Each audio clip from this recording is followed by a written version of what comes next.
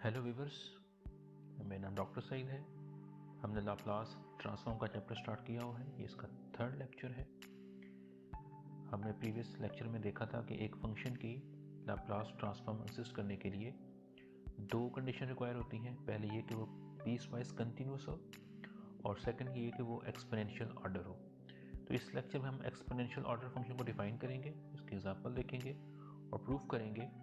अगर एक function piece wise continuous और एक्सपोनेंशियल ऑर्डर हो तो फिर लाजमी बात है कि उसकी जो लाप्लास ट्रांसफॉर्म है वो एग्जिस्ट करती है। चलिए स्टार्ट करते हैं। Definition: a function f defined on 0 to infinity is said to be exponential order a as t goes to infinity if there exist real constants a capital M and capital T और तीनों के तीनों जो है वो zero से बड़े हैं, मतलब पॉजिटिव है, सच दैट कि जो फंक्शन है एफ ऑफ टी उसकी जो मॉडुलस है absolute value less than equal to m time e raise to power a t होगी, फॉर जो टी होगा वो इस कैपिटल टी से ग्रेटर होगा। तो हर वो फंक्शन जो इस कंडीशन को सेटिस्फाई करे हम कहते हैं कि वो एक्सपोनेंशियल ऑर्डर ए है। इसका मतलब ये बनता है कि फंक्शन जो होगा उसकी एब्सोल्यूट वैल्यू इस फंक्शन से बाउंडेड बिलो होगी। यानी उसको में जो मर्जी आप टी प्लग कर लें, किसी कैपिटल टी के बाद टी जो मर्जी प्लग कर लें, उसकी जो एब्सोल्यूट वैल्यू आएगी वो इस फंक्शन से हमेशा कम आएगी या उसके बराबर आएगी। तो फिर इसको हम एक्सपोनेंशियल ऑर्डर कहते हैं। ये एक्सपोनेंशियल फंक्शन है। एम पॉजिटिव से मल्टीप्लाई भी कर सकते हैं और उसकी पावर में ए भी ले सकते हैं जो कि पॉजिटिव होगा। तो हर वो फंक्शन जो एक्सपोनेंशियल फंक्शन से लेस होगा ग्राफिकली, उसकी जो हाइट होगी, हर वो फंक्शन जिसकी हाइट एक्सपोनेंशियल से लेस है या उसका जो ग्रोथ रेट कहते हैं टेक्निकली, इसका हर फंक्शन जिसका ग्रोथ रेट एक्सपोनेंशियल के ग्रोथ रेट से लेस है वो फंक्शन एक्सपोनेंशियल ऑर्डर है। फॉर एग्जांपल, अगर हम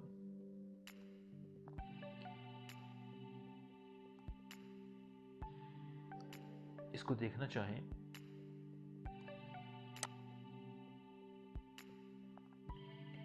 तो मेरे पास जो एक्सपोनेंशियल फंक्शन है इसका जो ग्राफ होता है वो ऑलमोस्ट इस तरह होता है, ए रेज़ टू पावर एक्स का है। तो अब हर वो फंक्शन जिसका ग्राफ इसके ग्राफ से नीचे होगा, फॉर एग्जांपल स्ट्रेट लाइन,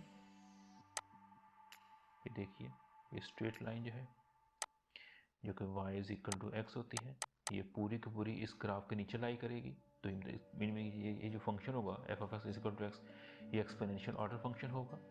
इसके अलावा आप अगर साइन फंक्शन लें, देखिए ये पूरा पूरा फंक्शन इस ग्राफ से नीचे है, तो जो साइन फंक्शन है इसका मतलब हुआ कि वो भी एक्सपोनेंशियल फंक्शन है, एक्सपोनेंशियल ऑर्डर है। कॉस ले लें आप, कॉस भी इससे नीचे आएगा।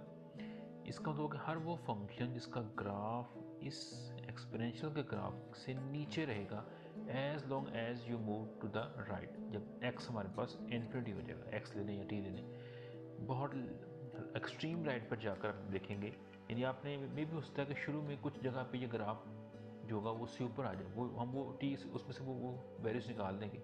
वो लिमिट जहाँ जाकर वो कैपिटल टी वो पॉइंट है, इसके बाद में जाकर ये जो एक्सपोनेंशियल है उसकी हाइट बिलाखिर बड़ी हो जाती है, उसका ग्रोथ रेट बढ़ जाता है। तो फिर वो जो फंक्शन होगा वो हमेशा एक्सपोनेंशियल ऑर्डर फंक्शन होगा। साइन फंक्शन, कॉस फंक्शन क्योंकि वैसे ही हमेशा 1 से नीचे रहती हैं तो ये एक्सपोनेंशियल ऑर्डर फंक्शन है। अच्छा, वाई इसको एक्स स्क्वेयर ले सकते हैं। अब एक्स स्क्वेयर लेंगे, देखिए एक्स स्क्वेयर लेकर भी इसका जो ग्राफ बनेगा वो फिर भी उससे नीचे ही रहेगा, को कहीं ऐसे लाई करेगा। एक्स क्यूब कुछ देर तक उसके ऊपर रहेगा फिर नीचे हो जाएगा। एक्स फोर, चलिए एक्स फोर को देखते हैं कि एक्स फोर जो है वो हमारे पास, अगर मेरे पास y is equal to x to the four है क्या, और ये जो एक्सपोनेंशियल फंक्शन है ई रेज़्ड पर एक्स, क्या इसका ग्रोथ रेट इससे ज़्यादा है या नहीं है। अगर मैं एक टेबल ड्रा कर लें, लेट सपोज मेरे पास ये टेबल है, मैं t की डिफरेंट वैल्यू ले रहा हूँ और पहले में अगर मैं exponential function e raise to power x रखूँ और इसकी वैल्यू कैलकुलेट करूँ t, आप इसको t कह दें, ये इसको आप t कह दें, e raise to power t। तो जब t 0 होगा, ई रेज़ टू पावर 0, तो ये 1 बन जाएगा। जब t1 होगा तो e की पावर e रहेगा, e कांस्टेंट है जिसके लिए 2.7 रहती है। जब आप t2 करेंगे जो e स्क्वायर बनेगा, इसकी वैल्यू जो बनेगी वो 7.4 आएगी। e क्यूब जो बनेगा वो बनेगा तकरीबन 20 आएगा। e4 जो आएगा 54 आएगा। इस तरह ये चलते रहेंगे। अगर मैं 8 तक देखूँ तो 8 तक जो इसकी वैल्यू आ रही है वो 2980 है, ये इसकी वैल्यू है। अच्छा, मैं सेकंड जो लेता हूँ फंक्शन, वो मैं अगर लेता हूँ x टू दी पावर 4 कर लें, जो मैंने t लिया तो t की पावर 4 कर लें और चेक कीजिए जब t 0 होगा तो ये 0 रहेगा, देखिए उससे वैल्यू कम आ रही है। जब t 1 करेंगे तो ये 1 रहेगा, तो देखिए ये भी वैल्यू इससे कम है।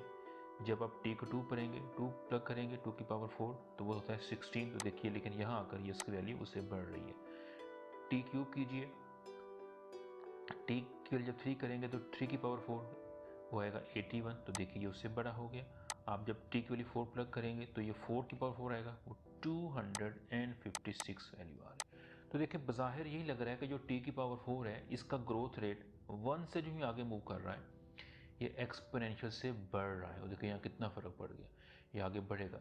लेकिन अगर आप 8 तक चेक करें, 8 तक जिसका जो आंसर आएगा वो 4096 आएगा। तो देखिए t की वैल्यू 8 तक जो है एक्सपोनेंशियल फंक्शन की वैल्यू नीचे है और इस t टू द पावर 4 की वैल्यू उससे ऊपर आ रही है, ऑलमोस्ट डबल आ रही है, 1.5 आ रही है। अच्छा, लेकिन अगर आप t9 की वैल्यू कैलकुलेट करें, e रेज़ टू पावर जब 9 लेंगे, इसका जो आंसर आएगा ये बनता है हमारा जो एक्सपोनेंशियल फंक्शन की जो वैल्यू बनती है वो 8009 के बराबर है। और इस पे अगर आप कैलकुलेट करेंगे t की पावर 4 का जब 9 लेंगे, 9 की पावर 4 लेंगे, ये बन रही है 6561, और देखिए ये वैल्यू से कम आ गई। और आगे हर वैल्यू के लिए जो t की पावर 4 होगी उसका ग्राफ, उसकी जो वैल्यू होगी वो इसकी वैल्यू से हमेशा लेस आएगी। तो इसका मतलब हुआ कि जो t की पावर 4 है इसका जो मॉड होगा ये less than equal to e raise to power t होगा। याद रखिए डेफिनेशन में यहाँ पे m भी आता है और a भी आता है। मैंने m को भी 1 लिया हुआ है, a को भी 1, हालांकि मेरे पास m की ऑप्शन है, मैं उसको मल्टीप्लाई तो किसी नंबर से मल्टीप्लाई कर सकता हूँ पॉजिटिव नंबर से, लेकिन 1 अभी तक उसको रखा हुआ है, a को 1 रखा हुआ है। तो ये वैल्यू उससे बड़ी आ रही है, कब तक? जब तक मेरा जो t है कि इसकी वैल्यू अगर हम 8 से ग्रेटर कर लें। जब वैल्यू t की वैल्यू, यानी ये जो रिलेशन है पहली 8 t8 तक के लिए हो सकता है कि ये ट्रू ना हो, लेकिन जब आप t को 8 से आगे लेके जाएंगे तो हमेशा इसकी वैल्यू इससे कम रहेगी, इसका ग्रोथ रेट इससे कम रहेगा। और इस केस में मेरा जो m बन रहा है वो भी 1 है, जो a है वो भी 1 है, और जो कैपिटल T है वो इस केस में वो 8 के बराबर है। तो ये डेफिनेशन पूरी हो रही है। इसको आप ग्राफिकली चेक कर सकते हैं कि देखिए इसका जो ग्राफ बनेगा वो ये दिया हुआ, ये देखिए ये मेरे पास एक रेड कर्व है, एक ब्लू कर्व है। जो ब्लू कर्व है वो x टू द पावर 4 है, मैंने यहाँ पे x ले लिया, आप t भी ले सकते हैं। और ये जो रेड कर्व है वो e to the power x है। तो देखिए ये 0, ये 2, ये 4, ये 6, ये जो ब्लू वाली कर्व थी जो कि x की पावर 4 है, ये इससे ऊपर थी, बिल्कुल इससे ऊपर थी, ऊपर जा रही थी 8 तक भी, ये देखिए इसके ऊपर। लेकिन जो ही 8 से आगे गई है, ये जो रेड कर्व है जो कि एक्सपोनेंशियल कर्व है, देखिए उसने उसको वहाँ पे आगे क्रॉस आउट कर गई है और फिर वो उसके ऊपर निकल गई है। इसका मतलब जो एक्सपोनेंशियल फंक्शन है वो इससे कुछ देर के बाद जाकर हायर हो जाता है। ये एक्चुअली आप x की पावर 5 ले लें, 6 कर लें, इवन x की पावर 100 कर लें, बिलियन कर लें, ये एक्सपोनेंशियल फंक्शन कुछ देर के बाद जाकर कहीं फाइनाइट नंबर ऑफ पॉइंट्स के बाद जाकर बिल आखिर उस x की पावर जो भी आप चाहे नंबर ले सकते हैं पॉजिटिव, उसको क्रॉस आउट कर जाएगी, उसका ग्रोथ रेट बढ़ जाएगा। इट मीन्स एक्सपोनेंशियल फंक्शन इससे हमेशा above रहेगा। तो हर पॉलिनोमियल जो फंक्शन है वो एक एक्सपोनेंशियल ऑर्डर फंक्शन है। अच्छा, इसको लिखने का एक और तरीका भी होता है। आप इस डेफिनेशन को देखिए, इसमें ज़रूरी है कि जो t है वो इन्फिनिटी को प्रूव करता हो। तो अगर मैं इस चीज़ को लिखूँ, t जब इन्फिनिटी को करेगा, इसको मैं लिख सकता हूँ कि लिमिट के फॉर्म में लिखूँ t गोज़ टू इन्फिनिटी। और देखिए ये जो क्वांटिटी जो कि ऑलवेज पॉजिटिव रहेगी, इसको डिवाइड कर दिए तो ये बनेगा f ऑफ t ओवर में e raise to power at। m से भी डिवाइड कर दीजिए क्योंकि m जो कांस्टेंट है, लिमिट पे फर्क नहीं पड़ेगा, बाहर निकाल लेंगे तो आप इस पर रहने दें। तो ये क्या होगा, इसकी जब t को लेके जाएंगे, इसकी लिमिट हमेशा, चूँकि एक्सपोनेंशियल फंक्शन का ग्रोथ रेट t लार्ज के लिए ज़्यादा हो जाएगा, ये जितना भी मर्जी फंक्शन ले लेंगे आप, ये इसका जो इससे बड़ा रहेगा ज़्यादा, इवेंचुअली क्या हो जाएगा, ये 0 बन जाएगा। तो अगर किसी फंक्शन के लिए ये रिलेशन ट्रू है तो इसका मतलब हुआ कि जो फंक्शन होगा वो हमेशा एक्सपोनेंशियल ऑर्डर फंक्शन होगा। आप x की पावर 4 ले लीजिए और लाप्लास को 4 बार ब्रैक कीजिए, ये 0 बन जाएगा, जिसका हुआ कि x की 4 जो होगा वो एक्सपोनेंशियल है। आप x की 5, 6 जो भी चेक कर सकते हैं। अच्छा, अब हम देखें कि क्या आपके कोई ऐसा फंक्शन भी है जो एक्सपोनेंशियल ऑर्डर ना हो। ऑफ कोर्स है। अगर मैं e की पावर t² ले लूँ, इसका जो ग्रोथ रेट होगा वो e की पावर at से हमेशा ज़्यादा होगा। चाहे मैं जितना बड़ा m ले लूँ, चाहे जितना बड़ा उसकी पावर a ले लूँ, हमेशा इसका ग्रोथ रेट इससे आगे निकल जाएगा। तो ये जो है एक्सपोनेंशियल ऑर्डर फंक्शन नहीं है, मतलब इसकी लाप्लास ट्रांसफॉर्म एग्जिस्ट नहीं करेगी। आप इसको यहाँ पर रख देखिए, नीचे ये लीजिए और इसको इन्फिनिटी पर लिमिट लीजिए। ये इन्फिनिटी जो लिमिट है ये कभी भी ज़ीरो नहीं आएगी, ये अनडिफाइंड हो जाएगी, ये इन्फिनिटी को अप्रोच करेगी। तो ये जो e की पावर t² है, e की पावर t³ है, सो ऑन, ये जो फंक्शन है ये हमेशा एक्सपोनेंशियल ऑर्डर फंक्शन नहीं होते। अब हम प्रूव करेंगे कि हर वो फंक्शन जो एक्सपोनेंशियल ऑर्डर है और पीस वाइज कंटिन्यूस है, उसकी लाप्लास ट्रांसफॉर्म ज़रूरी है कि एग्जिस्ट करेगी। चलिए इसको स्टेट करते हैं और प्रूव करते हैं।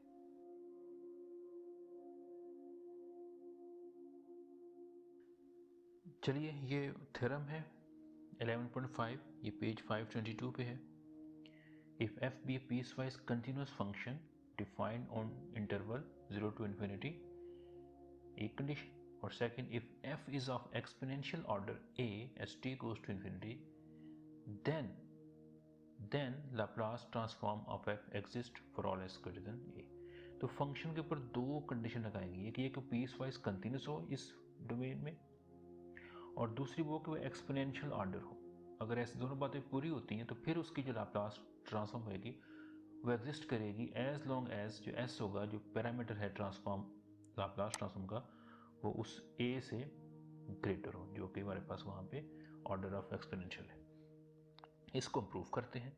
चलिए हम देखते हैं कि बाय डेफिनेशन जो है Laplace transform of f of जो t है ये होती है मेरे पास इंटीग्रल 0 से infinity e raised power minus st f of t dt के बराबर। जो कि ये इंटीग्रल है, इसको मैं क्या करता हूँ कि 0 से लेकर इन्फिनिटी की बजाय उसको किसी फाइनाइट नंबर कैपिटल टी पे ब्रेक कर लेता हूँ इंटीग्रल को। ये बनेगा e raised power minus st f of t dt plus integral t to infinity e raised power minus st f of t dt। तो मैंने क्या किया, किसी फाइनाइट नंबर कैपिटल टी पे इस इन्फिनिट इंटीग्रल को ब्रेक कर दिया। तो अब ये दो इंटीग्रल बन गए। एक का नाम मैं कर देता हूँ कि ये I1 है और जो दूसरा है उसको मैं I2 कह देता हूँ। तो देखिए पहले आप I1 को देख लें। I1 अब ये इम्प्रॉपर इंटीग्रल नहीं है क्योंकि इसकी जो लिमिट है अब वो इन्फिनिटी नहीं है, एक फाइनाइट नंबर है। और जो फर्स्ट फैक्टर है e raised power minus st s positive t positive, तो ये बड़ा एक नाइस फंक्शन है। ये कहीं भी इस अपनी डोमेन के अंदर अनडिफाइंड नहीं, कभी ज़ीरो नहीं होता। और ये जो फंक्शन है इसके बारे में कहा गया कि ये कंटिन्यूस फंक्शन है इस पूरी 0 से इन्फिनिटी की डोमेन में। तो मैंने तो उससे स्मॉलर डोमेन ले ली है, तो ये यहाँ पर भी कंटिन्यूस होगा। तो इसका मतलब कि ये फंक्शन है ये एक फाइनाइट इंटरवल को रिप्रेजेंट कर रहा है और फंक्शन कंटिन्यूस है, ये भी कंटिन्यूस है, तो ये एक फाइनाइट एरिया को रिप्रेजेंट करेगा। ग्राफिकली इसको आप अगर देखना चाहें तो ये कहीं ऐसा होगा। सपोज करें ये 0 है, ये मेरे पास t लाइन है, ये 0 से लेकर किसी जगह पे की कैपिटल टी तक इसको ब्रेक करते हैं, और जो फंक्शन है उसके अंदर वो बिल्कुल फाइनाइट है, कंटिन्यूस है, कहीं उसको ब्रेक नहीं है। देखिए इस तक जो फंक्शन होगा ये एक बाउंडेड एरिया को रिप्रेजेंट कर रहा है। इसका मतलब जो एरिया होगा वो इसका फाइनाइट होगा, इसकी जो वैल्यू होगी, जो ग्राफिकली एरिया होता है वो फाइनाइट नंबर होगी। तो जो फर्स्ट इंटीग्रल है वो ऑलवेज कन्वर्ज करेगा, लेकिन जो सेकंड इंटीग्रल है वो इन्फिनिट इंटीग्रल है, उसको चेक करना पड़ेगा कि क्या ये कन्वर्ज करता है कि नहीं करता। अगर ये कन्वर्ज कर गया तो ये इंटीग्रल कन्वर्ज करेगा तो लाप्लास ट्रांसफॉर्म एग्जिस्ट कर जाएगी। मतलब अगर हम ये प्रूफ करते हैं कि जो सेकंड इंटीग्रल है जो I2 अगर ये कन्वर्ज कर जाएगा तो हमारा थ्योरम प्रूफ हो जाएगा। तो सेकंड देखिए, उसके लिए हम यूज़ करते हैं सेकंड कंडीशन की, जो फंक्शन है वो एक्सपोनेंशियल ऑर्डर है। क्योंकि ये बात हमें गिवन है तो हम कहते हैं since we have given that, since ये हमें बात मालूम है कि चूँकि f एक्सपोनेंशियल ऑर्डर है तो बाय डेफिनेशन क्या होगा, f ऑफ जो t होगा इसकी जो एब्सोल्यूट वैल्यू होगी ये less than equal to some m e raise to power a t होगा, और ये किसी t greater than capital T के लिए ट्रू होगा. Since f is exponential order, so there exist constants m, a and capital T all such that this condition is satisfied. ठीक हो गया, इसको आप कंडीशन 1 कह लीजिए. अब आप क्या कीजिए, अब आप जो I2 है उसको कंसीडर करते हैं. तो हम कंसीडर कर लेते हैं, कंसीडर इंटीग्रल t से लेकर infinity e raise to power minus s t f of t d t, और इसकी हम लेते हैं एब्सोल्यूट वैल्यू. ये लेस देन इक्वल होगी t infinity e raise to power minus s t f of t d t से. कैसे, ये देखिए हमने पढ़ा हुआ है लॉ, अगर x प्लस वाई का सम का मॉड लें तो वो बराबर होता है या लेस होता है उनके इंडिपेंडेंट मॉड के सम के बराबर. यहाँ पे 3 नंबर लेंगे तो 3 तक, इसको आप n टाइम या इन्फिनिटी टाइम इसको रिपीट कर सकते हैं. होल का जो मॉड होता है उसकी वैल्यू हमेशा इंडिविजुअल जो मॉड है उनकी वैल्यू से या तो बराबर होती है या फिर लेस होती है. और ये जो इंटीग्रल है ये दरअसल सम ही होता है. तो ये हम क्या कर रहे हैं, एक पूरे सम का होल मॉड ले रहे हैं, और हमने अब क्या किया, इसको अंदर मैंने स्प्लिट कर दिया, अलग अलग कर लिया. तो इसकी जो वैल्यू बनेगी इससे या तो ग्रेटर आएगी या फिर इससे बराबर आएगी. अच्छा, मैंने यहाँ मॉड इसलिए लगाया कि जो e की पावर st है ये हमेशा पॉजिटिव फंक्शन होता है. एक्सपोनेंशियल फंक्शन कभी नेगेटिव नहीं होते हैं, इवन जीरो भी नहीं होते हैं, तो इसमें इसके मॉड का कोई इफेक्ट नहीं पड़ेगा, ये हमेशा पॉजिटिव रहेगा. मैंने यहाँ से मॉड लगा दिया. देखिए अब क्या करूँगा, अब ये जो है इसके ऊपर ये कंडीशन लगाऊंगा, मैं इसकी जगह पे इससे एक बड़ी वैल्यू लिखूंगा. तो क्या बन जाएगा, ये जो इंटीग्रल है ये लेस देन, ये जो इंटीग्रल है इससे भी जो बड़ा हो जाएगा, और ये बनेगा मेरे पास आएगा इंटीग्रल t से लेकर infinity e raise to power minus s t, और यहाँ पे आ जाएगा capital M e raise to power a t d t. और ये जो होगा t ऑफ कोर्स इस रेंज के दरमियान होगा, वो मुझे पहले बता दिया. अच्छा, अब देखिए यहाँ पे m कांस्टेंट है, उसको बाहर शिफ्ट कर लीजिए. तो ये जो लास्ट इंटीग्रल है ये बराबर आएगा m, आप बाहर शिफ्ट कर लीजिए, और ये t से लेकर infinity e raise to power minus s t और e की पावर ए टी, दोनों e हैं, इनकी पावर एक कंबाइन कर दें और उसमें t कॉमन ले लें, नेगेटिव भी कॉमन ले लें, बाकी बचेगा s minus a into t, और ये बन जाएगा डी टी. और ये इंटीग्रल पहले भी सॉल्व कर चुके हैं, ये ऐसे आएगा. इसको इंटीग्रेट कर दीजिए, e की power minus minus a into t, और ओवर में आएगा माइनस एस माइनस ए, और ये t से लेकर इंटू इसकी लिमिट बन जाएगा. ये भी कांस्टेंट, ये भी कांस्टेंट, इसको आप बाहर निकाल दीजिए. तो ये m ओवर में a माइनस एस, मैंने अंदर माइनस मल्टीप्लाई कर दिया, और अंदर जो आएगा मेरे पास वो आप अपर मल्टीप्लाई कर दीजिए. ये बनेगी limit t goes to infinity e raise to power minus s minus a into t, और फिर माइनस इसकी आएगी lower limit t goes to capital T e raise to power minus s minus a t. ये देखिए मैंने इसकी upper limit और lower limit मैंने सेपरेट कर दी. अब पहले देखें सेकंड टर्म के ऊपर, ये t फाइनाइट है, जब यहाँ कैपिटल T प्लग करेंगे ये एक फाइनाइट क्वांटिटी आएगी, ये कभी भी इन्फिनिटी नहीं हो सकती. तो मेरा कंसर्न है फर्स्ट वाले टर्म के साथ. यहाँ पे जो कि limit t goes to infinity है, तो मैं देखना इसकी जो पावर है ये पॉजिटिव है कि नेगेटिव. अब अगर इसकी ओवरऑल पावर पॉजिटिव हो गई तो ये ब्लो अप कर जाएगा, इनडिफाइंड हो जाएगा.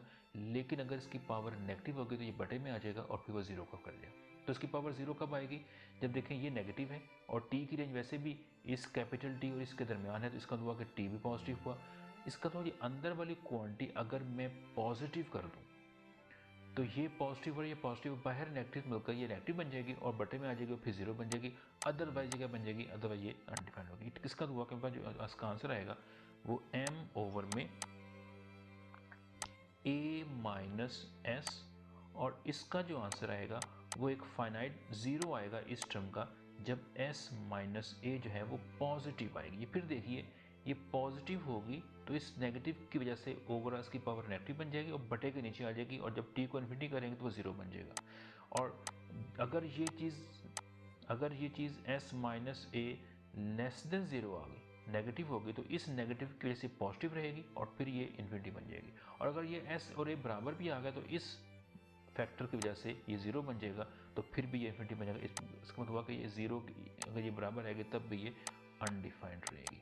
और सेकंड फैक्टर बनेगा ये एक फाइनाइट क्वांटिटी है, इसको आप वैसे का वैसे उतार सकते हैं, फाइनाइट नंबर होगा, ये एक फाइनाइट नंबर है. इसका मतलब हुआ कि ये जो कंडीशन का ये मैं कंसिडर करूं तो फिर ये जीरो बनेगा और ये फाइनाइट क्वांटिटी बनेगी, तो ओवरऑल इसका जो आंसर आएगा वो फिर एक फाइनाइट क्वांटिटी बन जाएगा. तो ये फाइनाइट क्वांटिटी बन जाएगी, फाइनाइट नंबर आ जाएगा। किसके लिए? जब s माइनस ए 0 से बड़ा है, या इसको कह दें कि s जो है वो a से ग्रेटर है।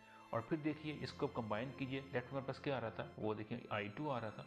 इसका मतलब हुआ कि मेरे पास जो इंटीग्रल बनेगा वो जो I2 था, और ये मैंने मार लिया हुआ था, इंटीग्रल t से लेकर infinity e raised power minus s t f of t d t, और इसका जो आंसर है वो लेस देन, वो फाइनाइट नंबर आ गया, इट में वो लेस देन इन्फिनिटी आ गया।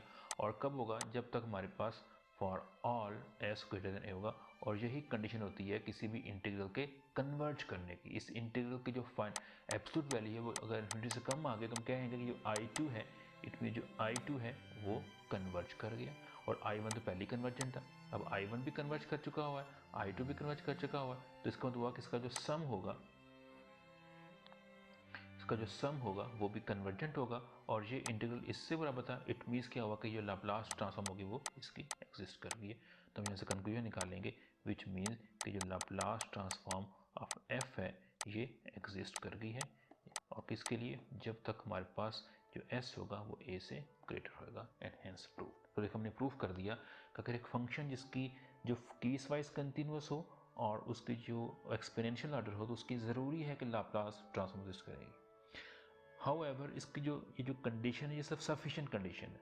इट मीन्स कि अगर फंक्शन कंटिन्यूस है, पीस वाइज कंटिन्यूस है और साथ वो एक्सपोनेंशियल ऑर्डर है, तो इसका मतलब है ज़रूरी है कि फंक्शन की लाप्लास ट्रांसफॉर्म एग्जिस्ट करेगी।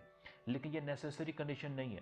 मतलब अगर किसी फंक्शन की लाप्लास ट्रांसफॉर्म एग्जिस्ट हो रही है तो हम ये नहीं कह सकते कि वो ज़रूरी तौर पर कंटिन्यूस होगा या कि वो एक्सपोनेंशियल ऑर्डर होगा, वो नहीं भी हो सकता। तो ये सब सफिशिएंट कंडीशन है।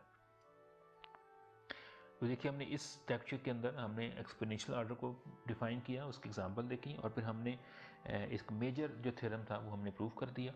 अब हम नेक्स्ट लेक्चर होगा उसके अंदर जिसकी बाकी प्रॉपर्टीज़ हैं, डेरिवेटिव ऑफ अ फंक्शन, उसकी लाप्लास ट्रांसफॉर्म, और उसके बाद शिफ्ट प्रॉपर्टी है, उसको हम प्रूव करेंगे। हमें कोई क्वेश्चन पूछना है आप पूछ सकते हैं, कमेंट कर सकते हैं। अगर वीडियो आपको पसंद आई आप सब्सक्राइब कीजिए, लाइक कीजिए, शेयर कीजिए और देखते रहिए math with doctor Saeed. Thank you for watching.